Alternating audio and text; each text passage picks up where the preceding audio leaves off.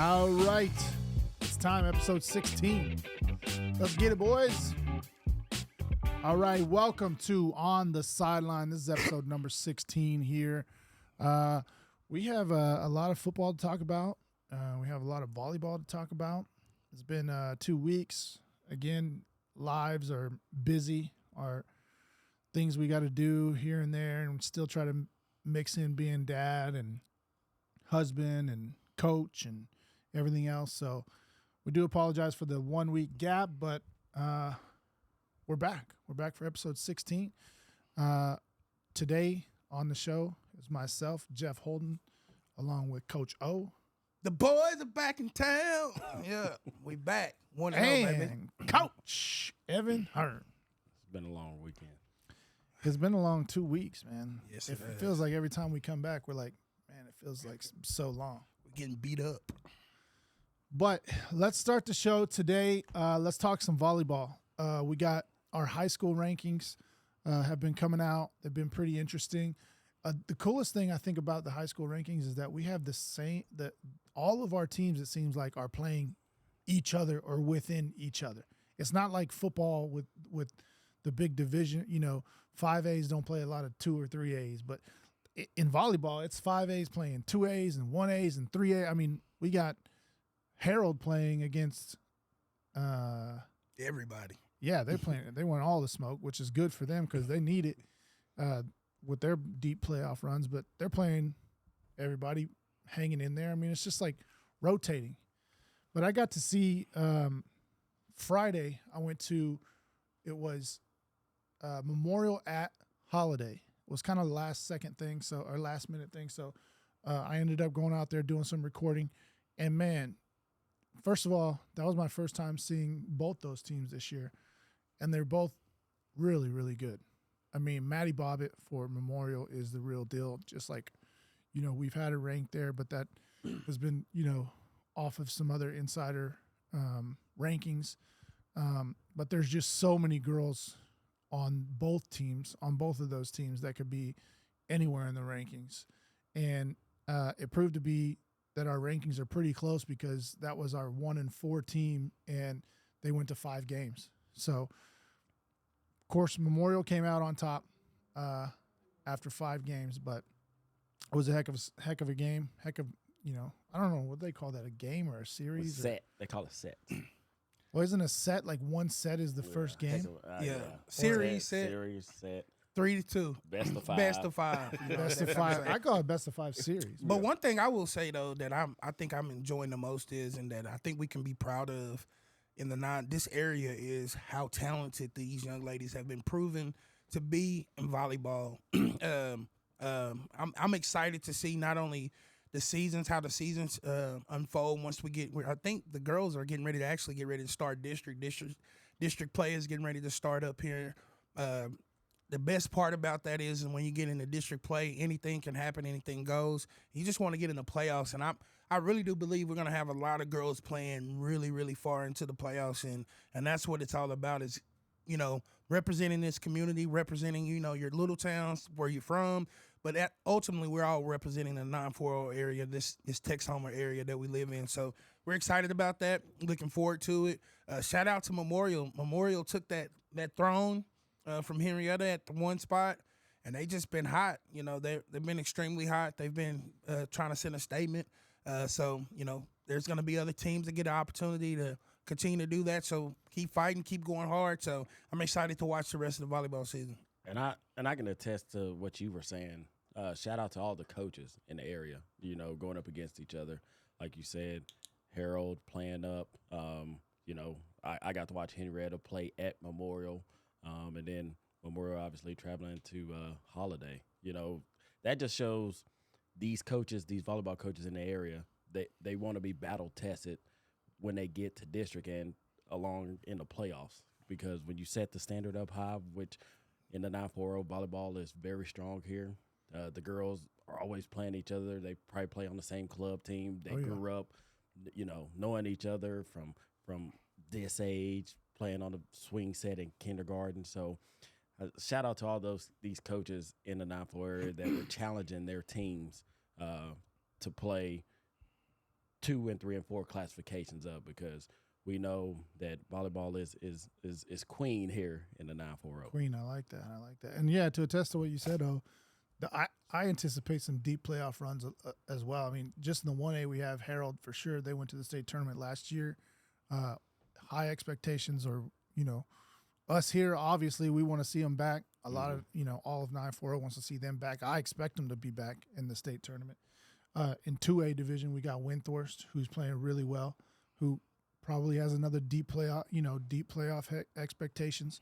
Is Nakona, are they 2 or 3A? They're 2. They're 2A as well. Nakona as well. They're highly ranked up there. I think at one point this year they were number 6 in the 2A ranking. So can I say something about that? This is the coolest part for this year though. What's that? With them being both 2A, normally I think they would be in the same region. But now you have that twist of the small and big school, and I think one of them's big school and one of them small school. So we can actually see 2 teams. I think if I got to go back and look at it and make sure I'm right, but we can see 2 2A teams now make it to the state championship and never have to play each other because of the way UIL realigned everything. So I think that's pretty cool as well. Yeah, and then also I forgot to mention Christ Academy. Yes. When they're 4-time. A lot of people don't know that. Yeah, they've won state championship 4 times in a row. Yeah, I'll admit I didn't know that.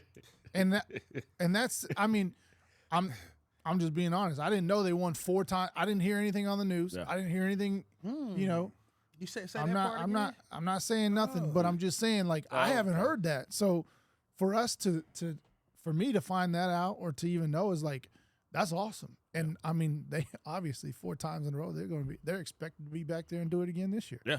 So, and then move on to 3A. We got Holiday, who is, they pushed Memorial to 5 games, and then you got Henrietta, who, Memorial got the best of them in their first game. Yeah. But Henrietta's right up there too. They just won the last tournament they were in. Went, I think, completely undefeated, and same district. So, and then you got 4A with. I mean, the Graham girls are winning tournaments. I mean, there's just so much good. We're spread out, bro. We can see a 1A all the way up to 5A. We're gonna. I'm calling. I think. I mean, we got Benjamin too. We forgot about the Benjamin girls. They're really good at volleyball. Yeah. We don't have. I mean, it's not really our fault, but Benjamin's pretty far reach for us. But we're trying to keep up with them, and we know that their volleyball girls are really good. And I'll say the same thing. For those guys on the south side at Legacy, Coach Dorsey, she has a young squad over there. I don't know exactly how many freshmen are on there, but a young squad. And so what they're building over there under her tutelage is going to be really great. And so the future is very bright in the 9-4 area as far as volleyball is concerned. And so we'll just, like you said, the multiple champions not having to knock each other out now. Cool. Big school, small school, whichever way schools will go, that like you said, that'd be an interesting thing. So something to keep your eye on for sure. And I think that gets strategic. If I was a coach,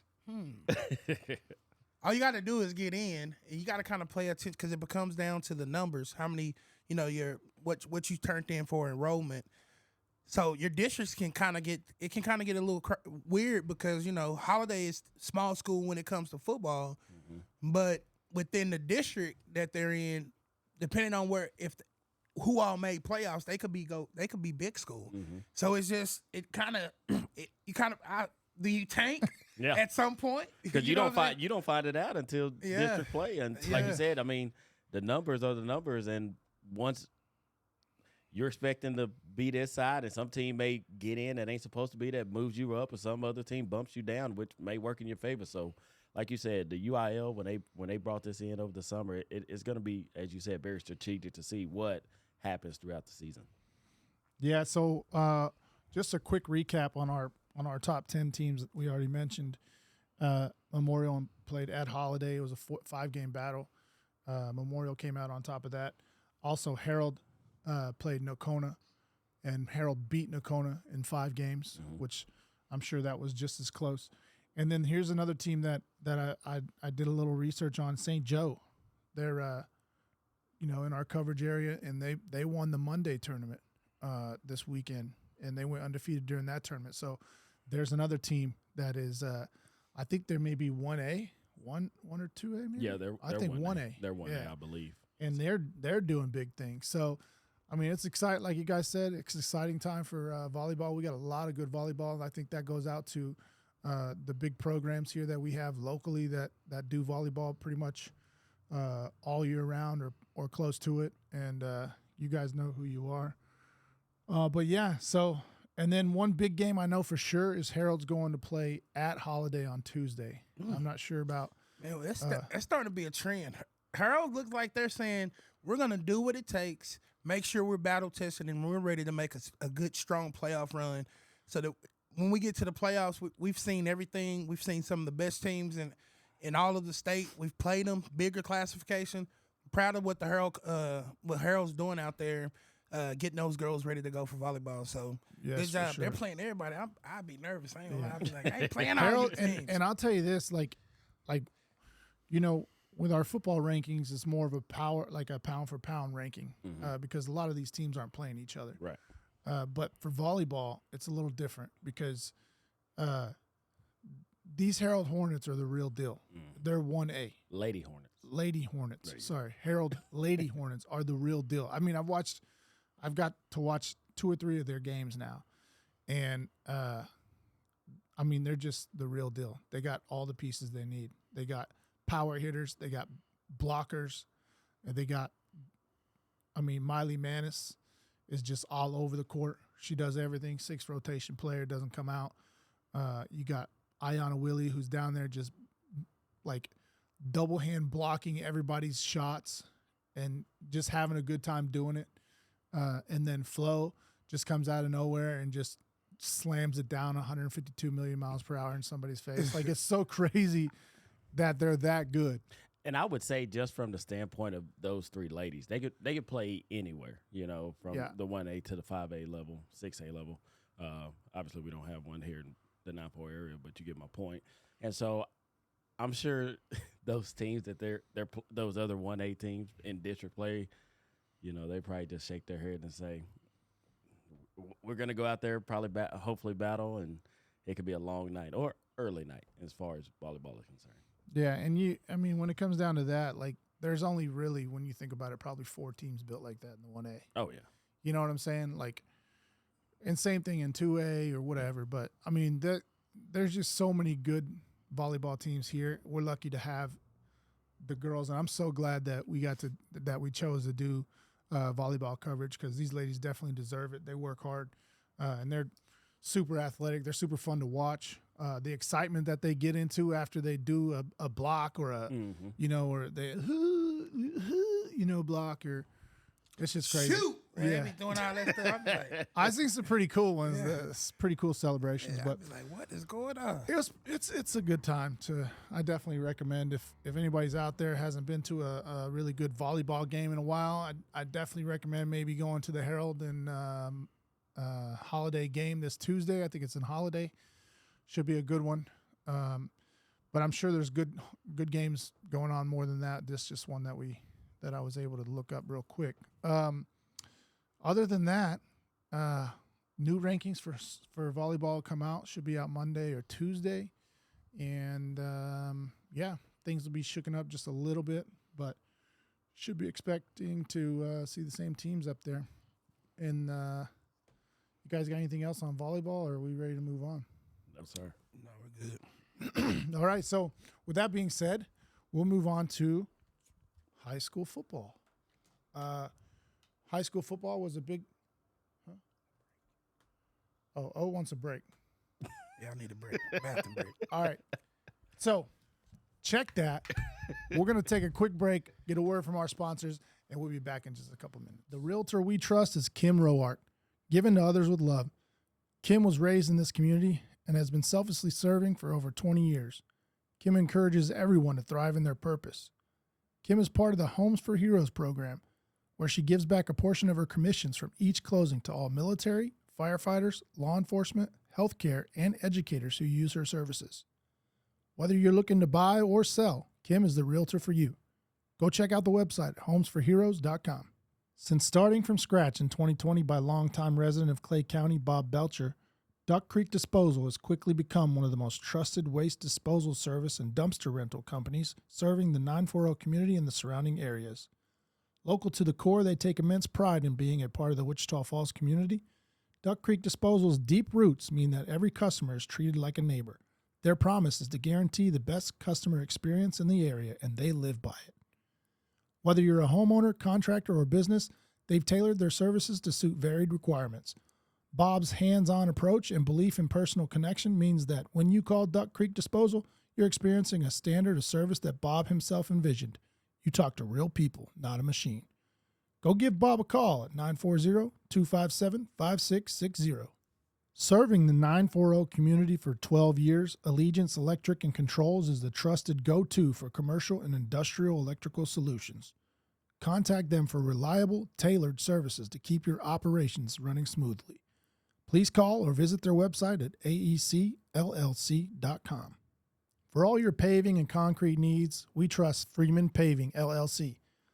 Located in Vernon, Texas, Freeman Paving is our recommended business for concrete, paving, and dirt work. They have over 20 years of experience working right here in our community. Next time you need any concrete work, give them a call, 940-552-9496.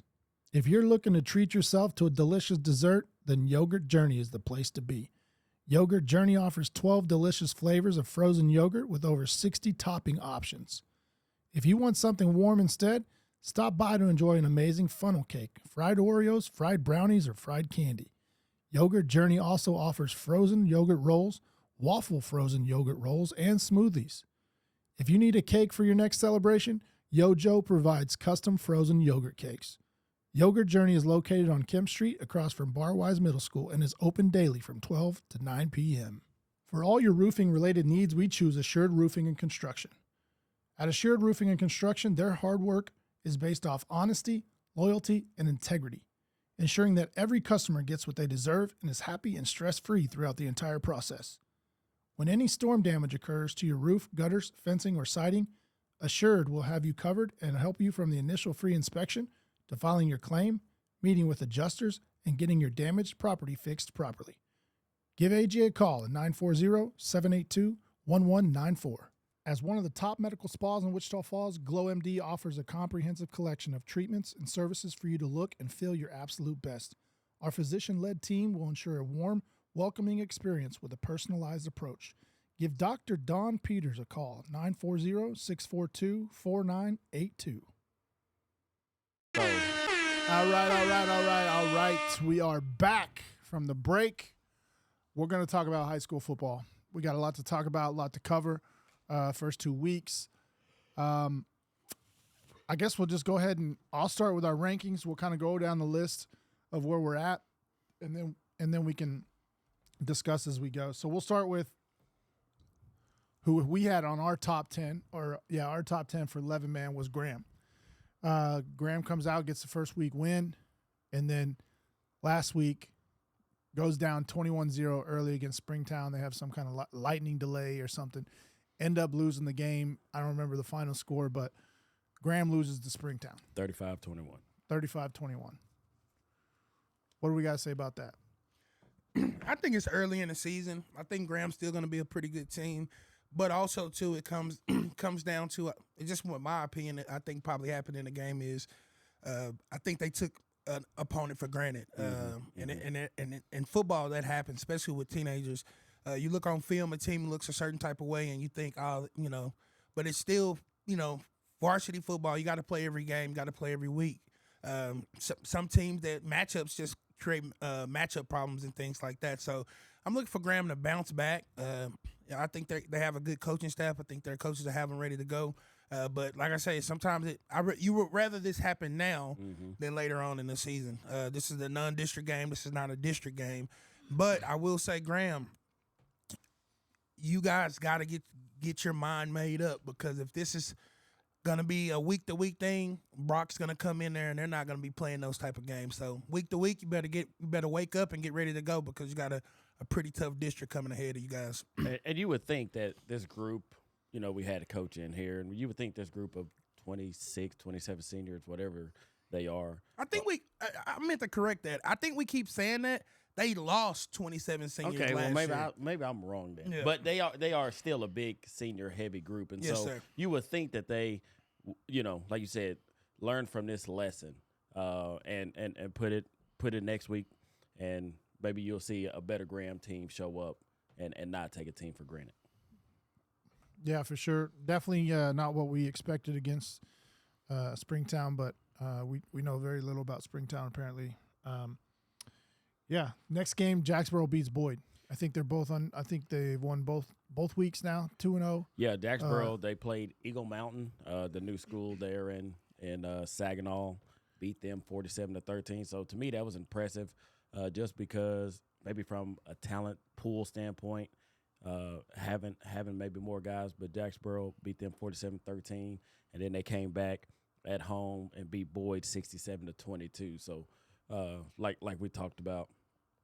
When you have Wade Treadway, Cannon, and the running back, Luke Sams. When you have those three guys as a core, along with the foundation that Coach Hubble's laid out, it just seems that they're trained on the track, and I don't want to stand in their way. Yeah, I think they're the real deal over there in Jacksboro. Next game we'll go to is our last week's game of the week, Windthorst and Cityview. Windthorst, I know O's probably not very happy about this, but Windthorst did beat Cityview in an overtime thriller. I'll just give you a synopsis of what I saw, and then we'll go on to O because I know he's got some things to say. Very evenly matched teams, I think, along the way. I think Cityview, again, struggled with penalties and hurting themselves a lot through the game. But credit to Windthorst, who they never gave up. Their quarterback, Brock Belcher, I think is a sophomore, took a complete and utter beating that game. Still stood in there, still was able to get the job done late in overtime once they went to overtime. This game was 0-0 into, I think, the middle of the third quarter. Like a minute, I think like 2 minutes left in the third is when shout out to Deacon. Got to give him his credit. He came in a crucial shot to Brock. Brock, shout out to you as well for getting up. I was just going to say that if you want to understand, and you recorded go watch the that video. hit. I got it. And the funniest comment was some kid said his controller disconnected because he was standing there for a second and boom. I mean, and that just shows, like you said, that kid and how tough he is. If you want your kids to play quarterback, they got to be able to get up from those. We want to talk about people not blocking, but all that nature. But that toughness, and that kid is tough. And sorry, Coach, go ahead. No, you're good. So on that particular play, I would say the line wasn't blocking. It just they caught him on a Scrambled blitz. And a blitz, backside blitz. And one thing I will say about that game is for sure discipline. Windthorst also struggled with penalties as well, just not as many. And they didn't have the costly penalties. Having a unsportsmanlike at the end with 1 minute left in the game, pretty much gets you out of field goal range. Pretty much you're down there about to be third and goal, get an unsportsmanlike. That's the first. You back you up 15, and then you come out, throw another play, get a pass interference. That's 15 more yards. So you go from being on the 6 to all the way back to the 40. So you pretty much, this is one of those things where you can't make mistakes against a good team. Windthorst was a very well coached team. They're a good team. You can't make those type of mistakes and expect to win. So, like I said, kudos to Windthorst. They came in a hostile environment. They came in, they won the game. Now, not only did Windthorst win the game, but they're also preparing to go this coming up week. They're back-to-back with tough opponents because this week they're going to be playing Munster. So, it's not like, More for on them, that later. So I'm excited about the season. Cityview, they got to regroup. They got to get back. They got to get going again. But one thing for sure, if you have those type of mistakes, I don't care how much talent you have, you're just not going to beat any of the good teams. So I think Cityview, for me, after watching them destroy Bridgeport in week 1, Bryson Washington, to me, really stood out in week 1, was not really involved in the game plan in week 2, it seemed like. And for me, that kid needs to be involved a little bit more. But again, going back on what you said, a lot of mistakes. I think that's a factor to just being early in the season, only game 2, week 2. But yeah, it was a very slow game. Things picked up into the third quarter. got really exciting for a quarter and a couple overtime series. And yeah, like we said, Windthorst blocked a extra point twice. In the overtime to win the game. So that was a very exciting game. But you're correct about the Bryson. Got to get him involved. It's a bunch of kids that when you're. I think for a coach, the hardest thing is when you're skill driven. When you have a bunch of skill players that are very capable of being the guy of making sure that everybody's a part of the game plan. One thing that I try to make sure that I tell the kids that I coach or anybody, my method for that is because you can become a divided team when you're not getting the ball. So I always tell everybody when your time comes, take advantage of it. But you're 100% right, Jeff. We got to find ways to get other people involved in the game plan. And that's just my take on it. But you're 100% correct. Bryson's a stud of a kid. His punting, I think his special teams get overlooked. I saw him kick like a 45-yard field goal in that game against Bridgeport. I think against Windthorst, he punted the ball. I think he had a 50 or 60-yard punt, completely flipped the field. So that's huge. That's a huge weapon to have. But let's move on. Yeah, we'll move on to I think what easily could have been our game of the week last week was Holiday traveled into Munster. I was able actually to get to that game as well, and that was a complete opposite of the City View Windthorst game. It was a fireworks show from the very beginning, and it was back and forth. And even though Munster did end up losing that game, I want to say Munster is the real deal. They are strong. They are powerful. They do not give up. They got athletes all around the field. That quarterback is a beast. I anticipate them doing very well deep into the playoffs. And a couple really good plays from that game. I still don't have all the highlight clips up on that game because there was a lot more. But for me, real quick before y'all take over, Holiday also the real deal. So that one, although Munster lost, I don't feel like they're going to lose much ground in our rankings just because of how good Holiday is. And when we thought initially, I know we talked before the season even started about how we were afraid Holiday losing Grant Cox. This quarterback who's come in has not missed a beat. He is, in my opinion, a beast, dude. And he's throwing dots. He is like, he's playing awesome right now, and kudos to him because he's done a great job. One thing I would say about that game, I wasn't able to make the game, but I was able to watch the game online. Very, very great competitive game, a lot of scoring. A lot of scoring. I think the final score was 35-49. Munster, you had your opportunities. I will say that. When you got the big turnover, the forced fumble, down 2 touchdowns, and then turned the ball right back over, I think that was the nail in the coffin on that game. I think Coach Carney had a great game plan for you guys. I think the quarterback, that's Corny Jr. is what I call him, Mr. Case, he played lights out. I didn't realize how talented, because we scrimmaged Munster, but number 8 out wide, he's a GoDaddy at receiver. He did a great job. He came down, played extremely well. Before Jeff posted the video, I was like, man, that was a catch. I'm screaming at my TV. But the great camera work of Jeff was able to zoom in, and he did step out right there. So I thought he made the catch. He did make the catch. He was ruled out. He was ruled forced out.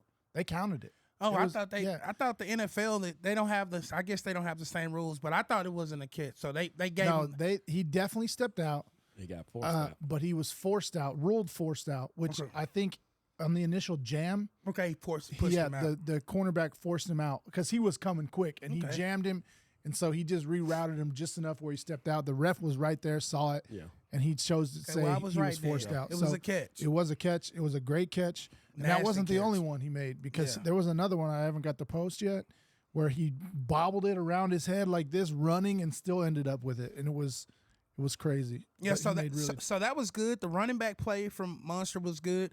One thing that I've been talking about it since the season started. Parker Jones had an amazing game. He's my new favorite player. Just from a battle situation on the defensive side of things, he did good. Like he said, Holiday's quarterback stepped up. He stepped up into a role where, it was an unknown role of what he was going to do, how he was going to play. Grant Cox has big shoes to fill. He's living up to the hype.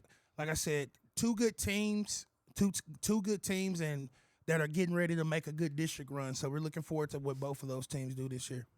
Yeah, I mean, it just goes back to what we talked about earlier with our volleyball coaches is these coaches, football coaches in our 4 area, they're also scheduling tough opponents. They want to be battle tested.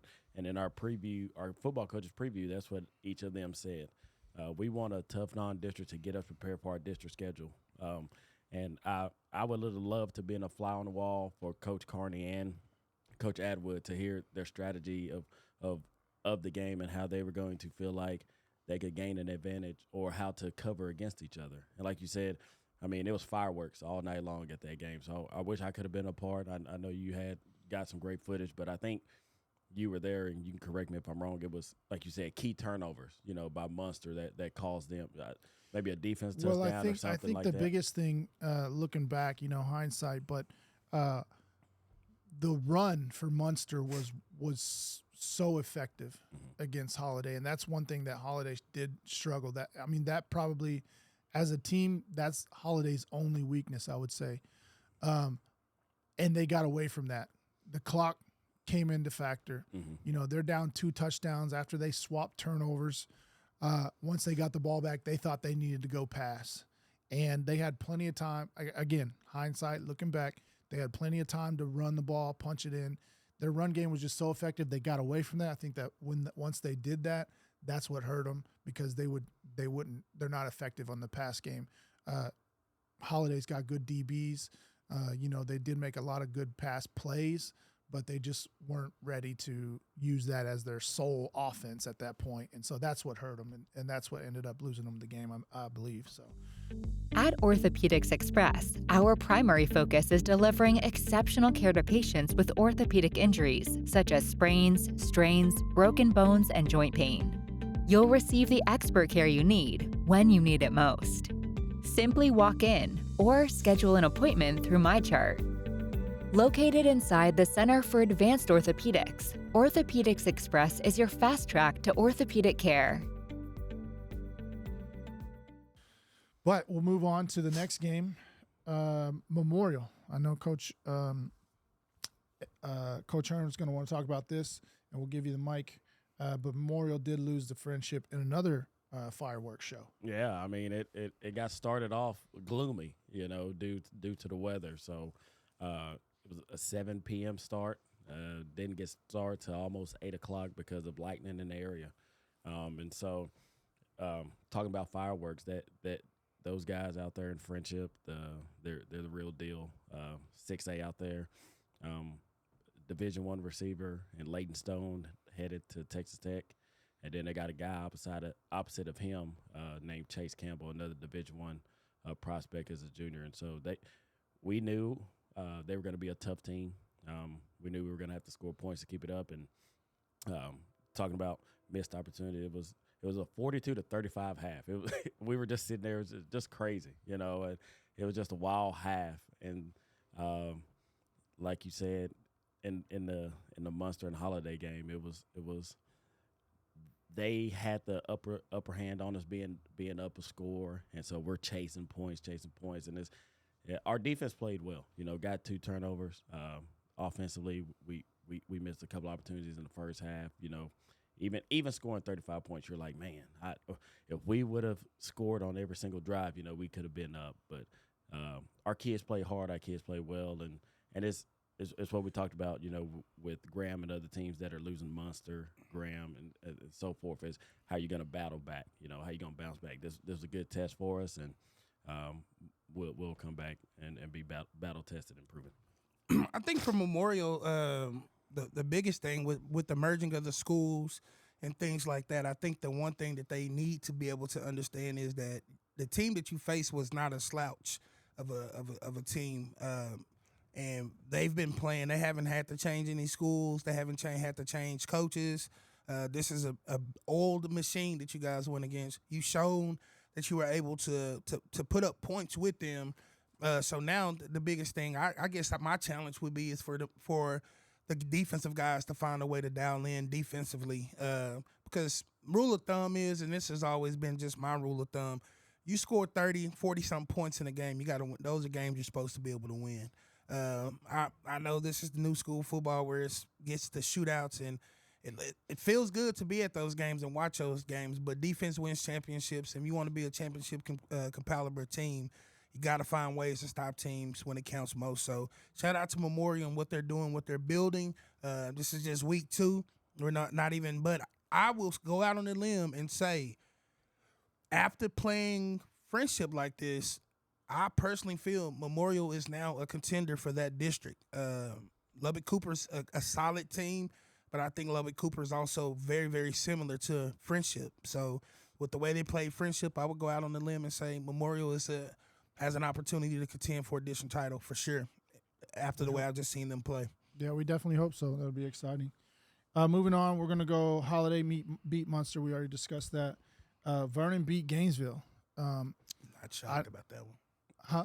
I'm not shocked about that one. Well, yeah, I don't know a lot about Gainesville. I don't think they're a very big, strong team, but not to take anything away from Vernon because Vernon beat 'em. Yeah, they beat 'em. Yeah, They didn't Vernon's just beat still a them. good team. They smoked them. Yeah, So when I'm a firm believer because sometimes you're gonna have opponents that are not good, and Vernon did what they're supposed to do. You came in, that wasn't a good team, and you did exactly what you're supposed to do. Don't let them hang around. You handled business. That's one thing. Sometimes we don't give credit to teams for doing what they're supposed to do, and then we knock them when they don't do what they're supposed to do. But let's give Vernon their flowers. They came out 2 weeks in a row. They played 2 teams. Burke's on I feel like on a rebuild. Gainesville's kind of rebuilding, but Vernon made sure that they inserted themselves early and often in both of those games to let them know that, hey, we're not just a team, but we're a team that can play with the best of them. So let's not take our credit for winning big. So shout out to Vernon for having a big win last week. Yeah, and I think Vernon actually, I mean, once they get everything together, they've got the talent to really do damage in that district. So I'm excited for Vernon. I can't wait to see who what Vernon happens. got this week. Vernon has City View. I don't remember. City View at Vernon. We play everybody. Bro. We'll That's touch more. bad boy. We'll touch more on that. Let's finish out our top 10 for 11 man. City View was at our number 8 spot. They lost to Windthorst. Seymour was our number 9 spot. They actually lost to Hamlin in a 1-point game, similar to City View and Windthorst. And we weren't on covers there, but I know I was just surprised, just because not that they lost, but in the fact that Hamlin was able to hold Seymour to 20 points. That air raid offense out there with Coach Lloyd and his son, I figured that'd be tough to stop. So I would love to see or like to hear what happened exactly, during that game, because I know Seymour could put up points. So shout out to Hamlin, head coach, and their defense coordinator for a great game plans, because I know honing those guys in is pretty difficult. Yeah, we definitely had them all selected here for Seymour to win that game.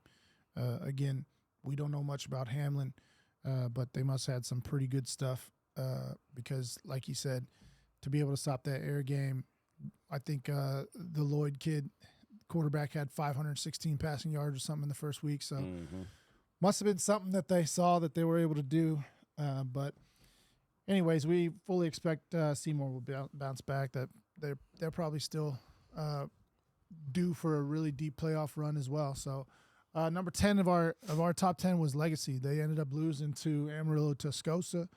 I don't remember the final of that, but I think they got hurt pretty bad or beat up pretty bad. But again, those teams are good. I mean, those are they 6A Amarillo? They are 5A Division 1. 5A Division 1. The score ended up being 34-7. As we were delayed in our game, we were keeping up with the Legacy Amarillo Tascosa game, and Tascosa brings in that flex bone offense that it's hard to prepare for on 3 days rest, and so it's not only is it hard, it's hard for your kids, and I don't want to say it in this nature, but I don't know how many flex bone offenses that maybe that coaching staff has had to deal with too often, and especially the size of Amarillo Tascosa, you can see was an advantage in their favor, and so they're going to polar opposites this week with run, ground, and pound with Amarillo Tascosa last week, and now having to get up and chase guys all over the place in that air raid offense versus Friendship. So two different dynamics. I would like to see how these guys bounce back. Yeah, for sure. The flex bone is it's very few schools in the state of Texas running the flex bone still. But the teams that run it, oh man, they run it very, very well.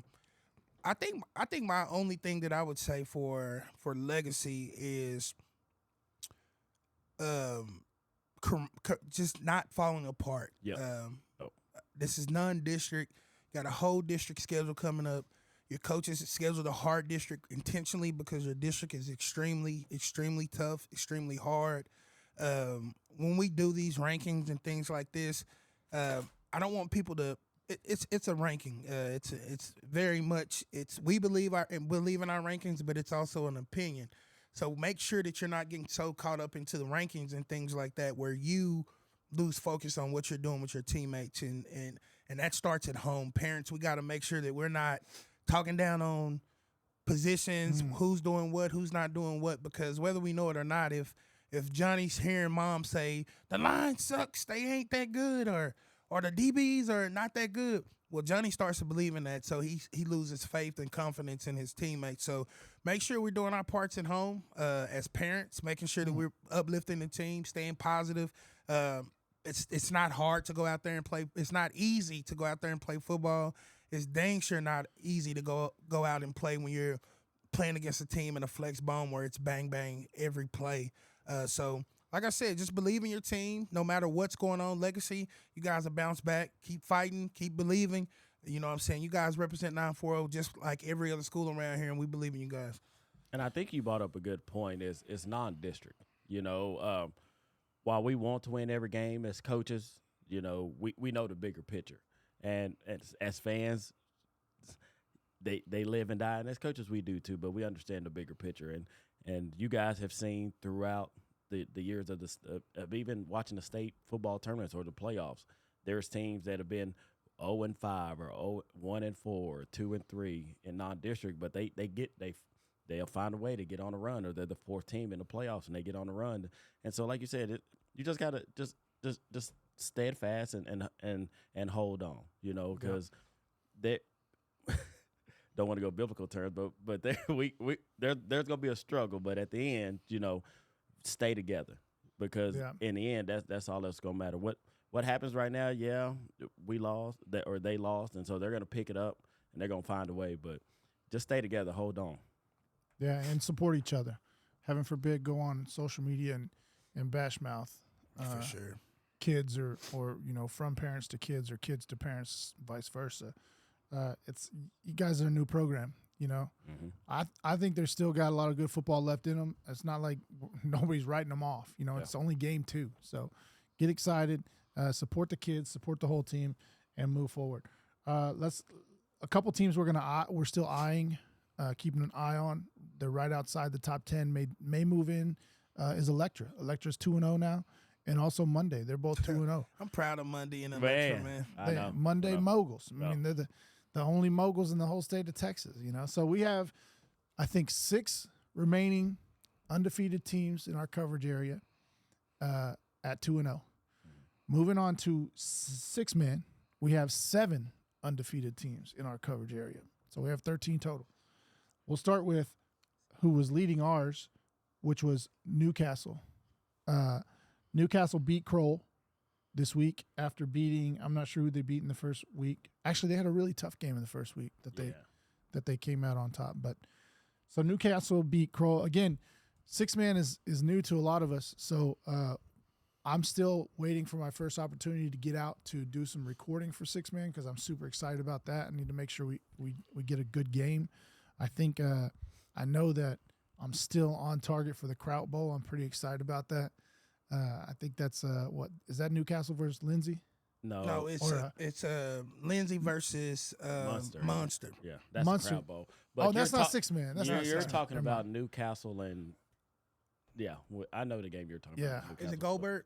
I can't remember, but it's Newcastle and somebody. But yeah, Anyway, you had the yeah, right yeah. team. You just Yeah. So they beat Iredale, by the way, in that in the Classic. first game. Yeah. State ranked out. Oh yeah. Yep. So that was a huge game for them. A team that we actually missed on our 6-man ranking that we kind of forgot that we were covering. Again, we apologize to those to everybody out at Benjamin, but Benjamin definitely is on our ranking, and they also won. They're 2-0 this to start off the season. Knox City beats Strawn, which I think was a really tough game. I think that was they're both ranked, if I'm not mistaken. Strawn had a little bit better ranking than Knox City, and they ended up beating them on Friday. So that moves them to 2-0. Wichita Christian beat Forsberg. That was a battle between both teams that we cover. And my new favorite team, actually not my new favorite team, but a team I really enjoy hearing about is Perrin Witt. Not only do I like them because they're the Pirates and they have a super cool mascot and logo, but they're killing it. I mean, if I'm not mistaken, they 46-0 Goldberg this last week. And then the week before, did they win big the week before? Yeah, so they had Goldberg week 1, 46-0, and then Weatherford Christian, and they beat them 57-10. So I don't know what's out there in Perrin Witt, but we them Pirates, baby. They chasing the treasure. Yeah, they are. they coming in taking everything from Hey, everybody. if you haven't that's seen for their sure. logo, man, go see it because it's pretty dope. I like their logo, and I like the Woodson Cowboys logo. Yeah. And that's what I'm talking about next. Woodson beat Ranger. So, and then a couple teams that we're eyeing on the 6-man radar is St. Joe. They're coming up. I think they're 2-0 still, or they moved to 2-0. And then I think Chillicothe. Yeah, Chillicothe. They moved to 2-0. So Chillicothe's shocking a lot of people right now. They're doing really, really good. I'm proud of them, what they got going out there. And that's the irony of football, man, is you never know what you're going to bring, what's going to happen in the season. And right now I'm learning in 6-man. 6-man is anything goes. Like anything can happen. You can be a team that everybody's like, oh, they're a powerful team, and then you get popped. Because it's all about what kids show up, who's going to do what. So 6-man football, I've been enjoying keeping up with it this year. I've always kept up, but this year I'm really keeping up with it. And it's been some really, really good 6-man football going on around here for sure. Yeah, for sure. I'm excited. Like I said, I'm excited to get out there and do some videoing for those guys because I know it's a lot of up-tempo, high speed, scoring a lot of touchdowns. But we're going to move to our pick 'em. So this week, we're going to pick, what was this one? 8 games. Sorry. 8 games in our coverage area where we have 2 teams from our coverage area playing each other. So we'll just go around the room. I'll start. I'll call off the names. I'll tell you who I picked, and we'll go to O and then Evan. And then if we need to say anything about that game, then we can do that. Y'all good? Y'all ready? Yes, sir. All right, first game up is Throckmorton at Bryson. I'm going to go with Bryson. Okay. I was gonna go with Bryson because I love Coach. He's been I enjoyed him when he was on here, but I think this is gonna be the week that Throckmorton get it going, and I'm picking Throckmorton in this. Okay, and I just like Coach Ray. He was great when he came on this. So I think like he's building things out there in Bryson. So I'll go ahead and take Bryson, the Cowboys. Cowboys. We'll talk about that in a minute though. All right, so next game, Owl Park at Burke Burnett. I will say I have been shamefully picking against my Burke Bulldogs and what did I tell for you, the Coach last 2 Williams weeks. I want you to do? Keep picking. However, after beating Henrietta and a rivalry game with Owl Park where we're actually in Burke Burnett, okay, the Burke Burnett Bulldogs will beat the Iowa Park Hawks. Okay, so he picked the Hawks. No, I didn't. I picked the Burke. You picked Burke. Yeah. I'm just shocked. You normally always pick against Burke, so I'm shocked. Burke, he finally is bounced back. Not always. It was 2 games. Yeah. Everybody picked against him except for you one time. Yeah, exactly. Me. Yeah. Didn't pick And against you you lost. ain't from Burke. But And you lost, bro. so this particular game against Iowa Park, Our Park starting off. They started off a rough season. They're 0-2. Burke's 1-1. Tell them. I'm picking Iowa Park this week. I'm picking Iowa Park. I think Iowa Park's going to bounce back this week. They're going to get their season going.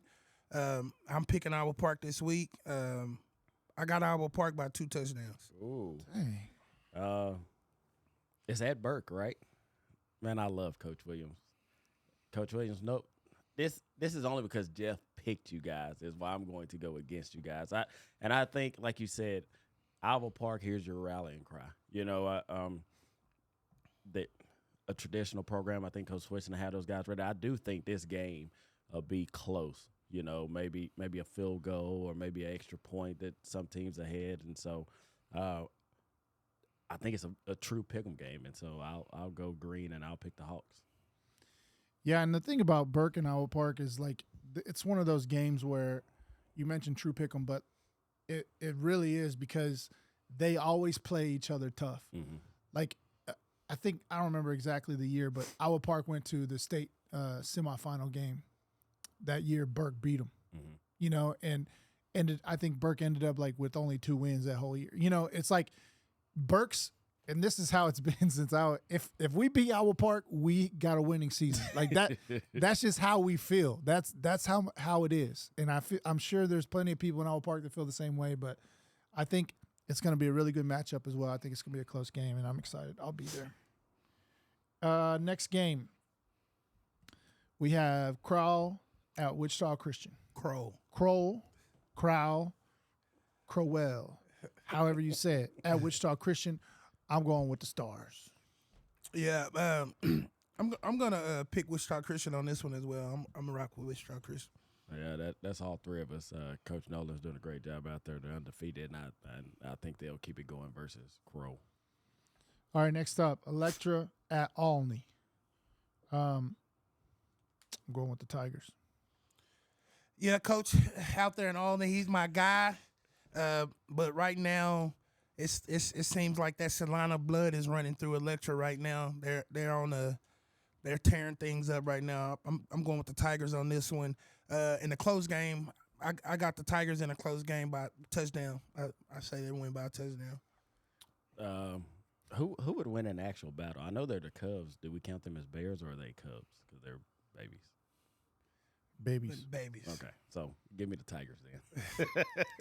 But what if they were real? It was bears, a tiger though? versus a bear. Cubs grow up to be bears, so Yeah. A tiger versus a bear. Who's going to win that one? that's why I was asking. Depends on what kind of bear it I is. think a bear.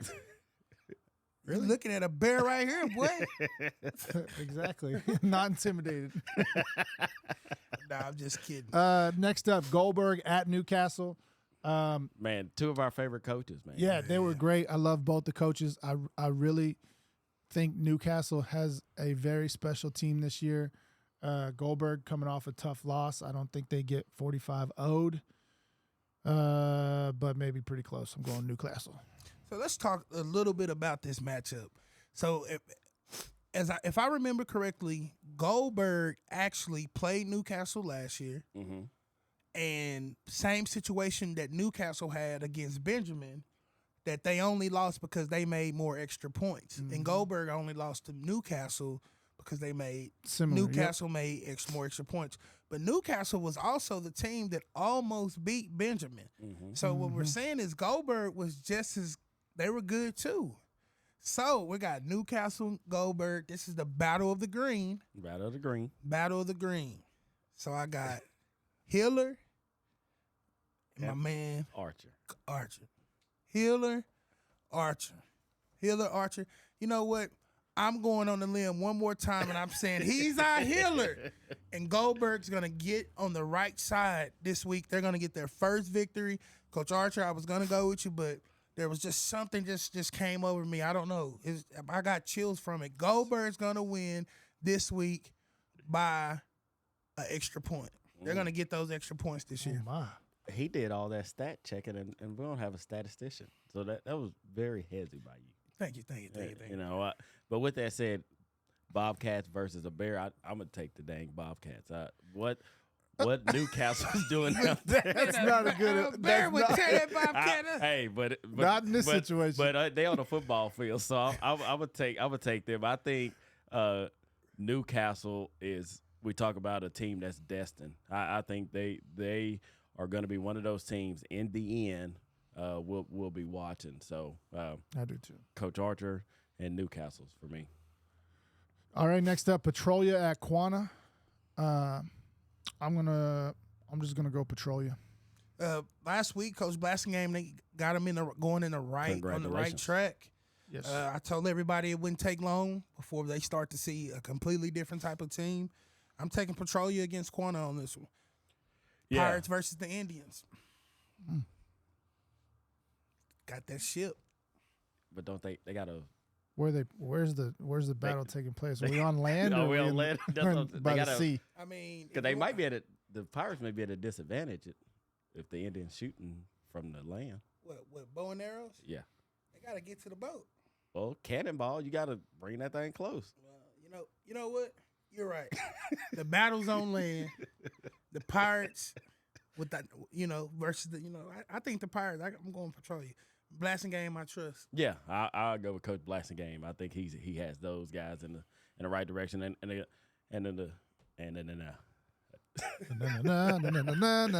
good. Got them going in the right direction, and they started off with a win last week, and I think they keep it going. And keep it going. That's what I meant to say. We got you. Yeah. Next game, City View at Vernon. So this one,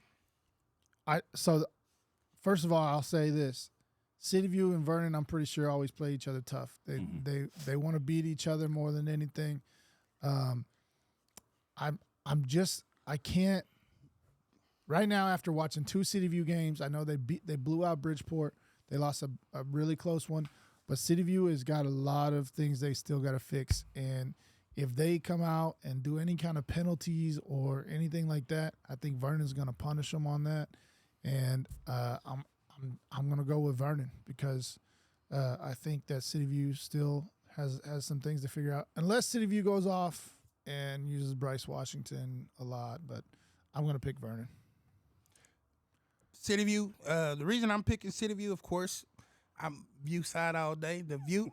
But as I gave Vernon credit for the wins, they also haven't played anybody in weeks 1 and 2. Mm-hmm. Say that. They haven't played anybody in weeks 1 and 2. I believe also too, City View's been battle tested also in scrimmages. I believe they're ready to go. They make mistakes, but defensively, City View defensively have been lights out. Holding the team, a state-ranked team, scoreless 3 quarters is not nothing to just look over. If City View can defend the run against Vernon, Vernon will have a long night. Vernon's bread and butter is the run game. It's been their run game. It's been like that for decades. If Vernon can't open it up and get into the spread, it's going to be a long night for them. So we're looking forward to the game. We're not going to look past those. But just like everybody, I know everybody's going to pick against City View.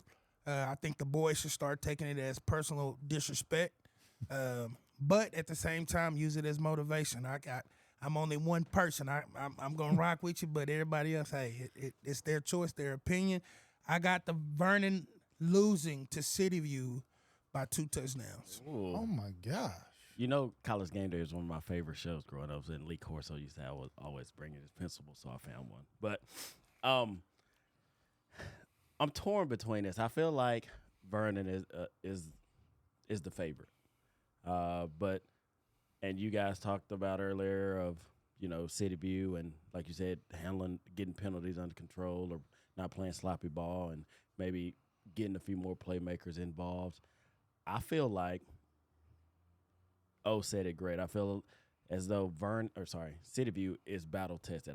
And this to me is a show me game from Vernon. I'm going to pick City View because I want them to show me that they can beat a team that they're maybe better than. Not just better than, but are gonna have to come down to playing all 4 quarters, should I say? And I feel like City View is great at stopping the run. I know Ty Scott is going to be tough, along with True Gibson and Darius Williams. But I feel like that plays into City View's hands. And that City View defense is stout. O won't say it, but they're led by his son and a host of other great players out there. And I feel like Desmond Whiteside is going to give those guys some problems in the secondary. And so I'm going to pick City View. I feel like Whiteside is going to have a key special teams play that's going to change the game or flip the field. So give me the City View Mustangs. Can I say something since you brought him up? Okay. This is a game, and I'm saying it on the podcast for the whole 940 to hear this. Here we go. This is the game that the Mustangs. This is an opinion of Omarion Bradford. Yeah, no, this is an opinion, but it's facts behind it too. This is a game Desmond, since he's played Vernon since his freshman year, we know he's a native of Vernon. In football, he's 0-3. Hasn't beat his brothers who he's grown up with. But this is the game where I want to see the Mustang Brotherhood have his back, go into a hostile environment. He has that last name Whiteside that we know that runs deep in Vernon. Not only just him, but also Matthew Whiteside. We have two kids that are lineages of Vernon. Their family is from Vernon. So we want to go in this week. I'm challenging the Mustangs to go in and have these young men's back, and let's get the dub in Vernon so that Desmond don't have to go live this memory for the rest of his life, and his friends have it to say, man, we beat you out 4 years. Get it done this week, Mustangs. Good luck. Good luck. What's the next one? The next one is okay. So City View Vernon could have been the game of the week. However, we chose the next game to be the game of the week for on the sideline, and it's going to be Windthorst hosting Munster on the sidelines. Game of the week, Munster versus Windthorst. I am going to go with, and this is tough because Windthorst is the, you know, I could say they're battle tested, but after watching Munster play against Holiday and how Munster will capitalize on mistakes, Windthorst have a lot of mistakes in City View. Munster's going to capitalize on those. I think Munster's the real deal. I think Munster wins this game. All right. In my opinion, because we not only did we scrimmage, we played Windthorst, we scrimmage Munster. If I'm just being upfront and just being honest of my true opinion, I feel like Windthorst played us tougher than Munster did. But it was a scrimmage, so it wasn't necessarily, I can't say if that's just a scrimmage or whatnot. So, with that being said, I love what the Hornets have going on down there. But Coach John is DC in Windthorst.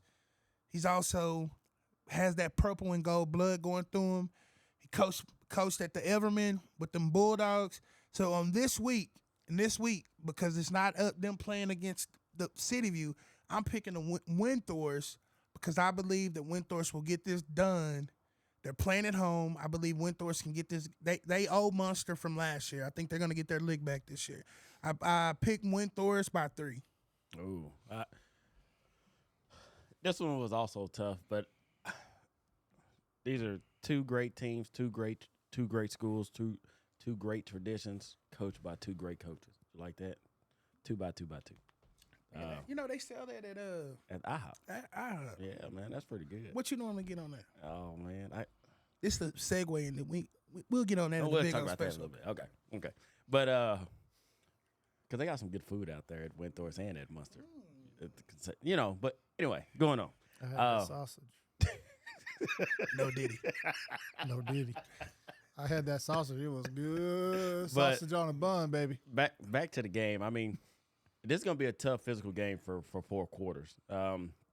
And like you said, both teams are probably a little beat up and bruised in the games that they played last week.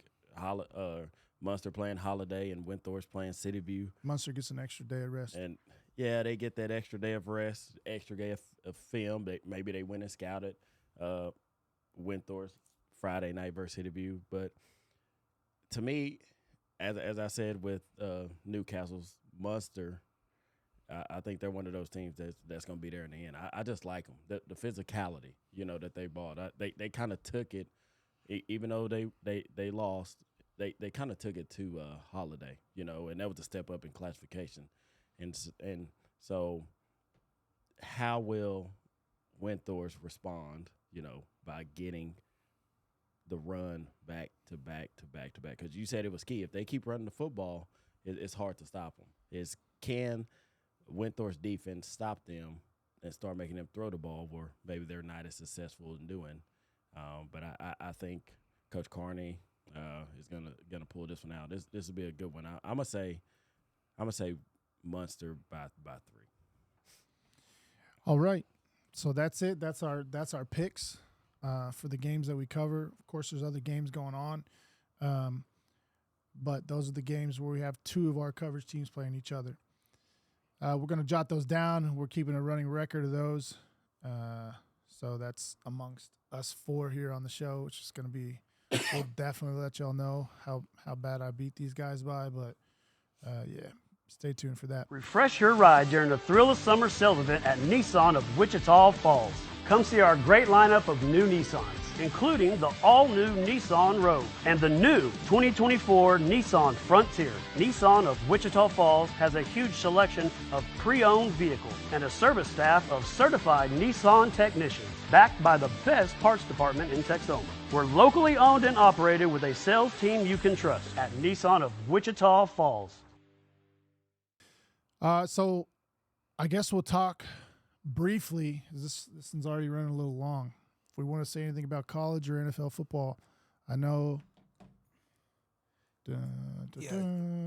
We the real deal in UT, Texas, man. yeah, Texas is the real deal. Y'all played Michigan is not. Now Michigan they're is a nobody. nobody. They just want to stay at the national championship. Yeah, and nobody's anyway. Go ahead, y'all. You see, If we would have lost, they would have been like, "See, I told y'all you can't go down to the big I house." said you got beat by a nobody team, but go ahead. Oh, okay. We went into the big house in front of over 100,000 Come on now. screaming Michigan fans, and completely and utterly destroyed them on their home turf. Embarrassed them. Embarrassed them. Kind of like the Cowboys. We did. basically took their candy and said, "Yummy, Trick or treat. I love your candy. It ain't Halloween It's yet. my candy now." But if you And guys pushed don't them know, down and walked away. I do not like the University of Texas, so Well, they you better get they could be playing anybody. I'm gonna pick the University. Pick against the University of Texas. I mean, they got a good team. I'm not naive to not think they don't have a good team. I just thought that they were more talented than Michigan, and so to me, what they did, they went in there and they did their job, and so they're going to Took cause care of some business. Yeah, they're going to cause some fits. I obviously they got the games versus the OU and Georgia. I don't think they play Alabama this year, but No, we beat them last year. So honestly, like from a college standpoint, we're just kind of giving you a hard time about UT. But what's some teams out there right now that's overachieving and who do you think is kind of underachieving a little bit? I would say Oregon is underachieving right now. I think like you said, Oregon, they've won ugly. Our other colleague Jay, he would probably say the same since he's an Oregon Duck fan. Obviously, what's going down, we talked about this off air, what's going down at Florida State, 0-2. And O said if he loses again, he gone. He on the chopping block. he lose. O said he lose this week. He gone. He won't make it. And really, all those teams down in Florida, Florida State, the University of Florida, and Miami, they haven't looked good. And so that turning into teams that surprised me. I thought he's hated around this area because we're so close to Oklahoma, but Lincoln Riley, he finally has, I think, the guys, and yeah, he had Caleb Williams, don't get me wrong, but I finally think he has a team now and not just one guy. And so what USC done, beating LSU the other day, Marion got a Peterson. I watched got him a touchdown Marion last night. I stayed up late last night. Got him a touchdown. I watched that, and so I'm just glad that college football in general is back. But I'm just glad to be watching it. Yeah, I think everybody has been touched or has heard about Colorado. Obviously, they are not. To me, they're not the real deal. I think we talked briefly in the chat about how their offensive line is not helping out Shador at all, or he's not helping out his offensive line either. I was gonna say I think we bash that line a lot, but one of Shador's weaknesses is he holds on to the ball entirely. That's what I meant. That he doesn't help his offensive line out. But yeah, they got smacked by Nebraska, which I think we all knew was going to happen. But other than that, I mean, I haven't really got a chance myself to watch a lot of college football yet. Obviously, I watched Texas, Michigan, but keep going. Honestly, I don't watch a whole lot of college basketball or college football, just because that's a Saturday, and for me, I'm pretty busy doing other things on Saturdays. But I do catch the big games. I catch Texas games, but other than that, I don't keep a whole lot of. What was your highlight of the Texas game, bro? I'm interviewing you now. What was your highlight of the Texas game? Me? Yeah. What was your favorite part of the UT game this week? My favorite part? I think our defense was the highlight for me. How well I think played. how well the third, fourth, and fifth string running backs stepped up. Yeah, they're doing real good. Have been playing. I like that. Is it Bolden, number 9? Yeah. I like how he's the physical runner, and then you got Wiseman who can. He's the kind of like the. To me, he's kind of like the Isaiah Pacheco, kind of do like a little bit of everything out of the backfield. But and then I mean Quinn Ewers is just. I mean. Everybody, there's no way you can not like that kid. He's just so good, and I think he's a Heisman hopeful. I think he'll probably finish up in the Heisman race. But yeah, I mean, I don't know. I mean, I'm just excited. Texas is a powerhouse. Their defense really played really well, and like a little bit to what Evan said is Michigan. That's not the same Michigan team from last year. I think we all know that. But yeah, Texas had their way with them, and. I honestly haven't seen or heard of a team right now that can mess with Texas on how they're playing. So I do want to just make sure we always pub in MSU a little bit. They lost a close game, 38-33, but over the number 15 yeah, team. That's what I was just about to say. This team is ranked. Yeah, like Coach Renner got those guys. Yeah, they're clicking on all cylinders. That's the team that they play. Western Colorado is not a slouch. Even when I was in school, they were like always a top Division II program. So to lose 38-33 to a 15-ranked Western Colorado shows us that Midwestern is trending back in the right direction. And that's shout out to Coach Renner for, Coach Maskell's he's done a long time, done a great job. And it takes a special guy to understand, hey, it's time for me to step down and give the reins to the next. And it's just even more amazing for Coach Renner to be able to step up, willing to take that role, and now he's getting those boys, he's getting the program turned back around and heading in the right direction. So I'm looking for good things from Midwestern this year. Losing a close game to a nationally ranked team is you're trending in the right direction. So shout out to Midwestern. For sure. All right. Well, I mean, not much to talk about NFL. They're still finishing up the last game of the night, but the Cowboys won. The Cowboys won, so that's all we really care that's about. all that matters. We won, but what? He's mad we signed Dak. Yeah, man. You was upset about Dak getting signed? The problem with that is I was too. I was upset about it. Today. Hey, I was upset about it, but the thing is, like, this is what I tell myself to get myself through. Yeah. Who else would we get? I'm a free agent right now. Exactly. I mean, who else we gonna we get? didn't have anybody. He just come on with it, Dak. I don't know if I would have paid him that much. Yeah, is what it was. and I think that's what gets me. And I know the market is the market, but just listening next man to up. That's all it is. Yeah, just listening to the sports shows and things. I just don't think just because he's won 2 He's playoff the next games. man up, bro. I know, but if That's just how it we goes. going on regular season, hell, Peyton Manning's the best quarterback ever. Yeah, Tony Romo is pretty good. You don't think Peyton Manning is good in real life? No, I'm saying if we just going on regular season, Peyton Manning regular seasons to me blows away anybody's. Oh yeah, I'm just making sure. He's still go there. No, he's still good. I was just the saying. thing I was most excited about, to be honest, is the targets to CD Lamb. Left off just where picked up right where they left off last year. 12 targets, had plenty of volume. I feel like that's gonna hurt us again. I didn't like it, especially with no Gallup this year. And he did good. I think we got to get. I liked it to a certain extent, but I think you have a excellent 1-2 punch in Brandon Cook. We got to get Cook more involved. Cook's a game changer. You got other receivers that I think week 1, that's cool, but I don't want to see it too much because I want to make sure Lamb gets to the playoff healthy.